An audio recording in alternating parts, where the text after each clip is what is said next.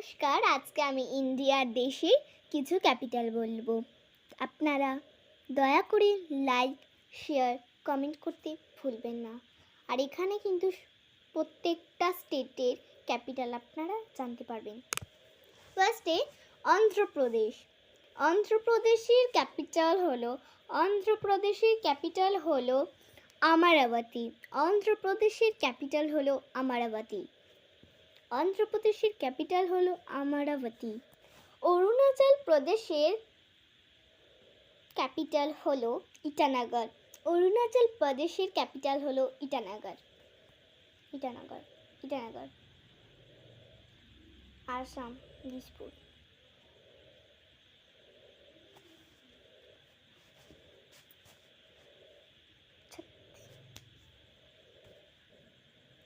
ছত্তিশগড়ের ক্যাপিটাল হলো রায়পুর।